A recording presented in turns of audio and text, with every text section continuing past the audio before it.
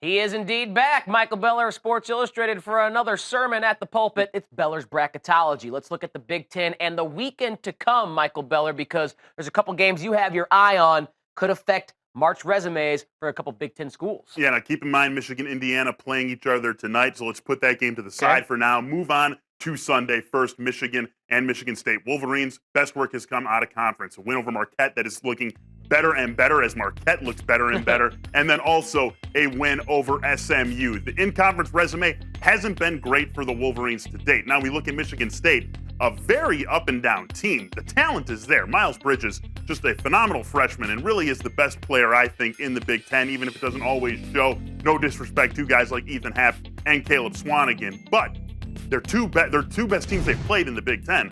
They've lost to. So we got to keep that in mind. 3 straight losses now for Michigan State. The win over Northwestern, the wins over Minnesota, those are going to look good. But again, a big game for both of these teams that figure to be, even if they do get into the field, somewhere between 7 and 11 as a seed. Now for Indiana-Northwestern, really a signpost game for both of these teams. You've got Wisconsin, you've got Purdue, you've got Maryland. Pretty safely the 3 best teams in the Big Ten, notwithstanding what our boy Tim Doyle likes to say about his Wildcats. Really after that, it's these 2 teams, and we can't be for sure which one is the better one just yet. Indiana, 2 great non-conference wins, of course. They beat Kansas. They beat North Carolina. How many teams would love to be able to say that? But it has been an uneven season in the Big Ten for the Hoosiers. They've won their last 3 games in a row. As for Northwestern, this is a team that is having a great season. Chris Collins obviously has this team pointed in the right direction. A couple of strong non-conference wins for them. Also beat Wake Forest and they beat Dayton. But who have they lost to in the Big Ten? Michigan State,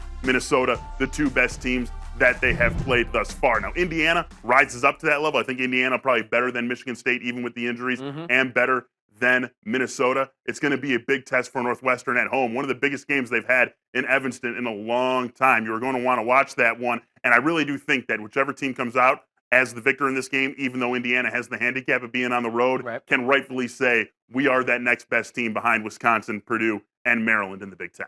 With no football to speak of on Sunday, the Big Ten and college basketball takes center stage with these pivotal matchups for the March resumes of those schools. If you missed any of our prior conversations with Michael Beller tonight here on The Rally, you'll find them on demand on your favorite 120 platform by searching Beller's Bracketology.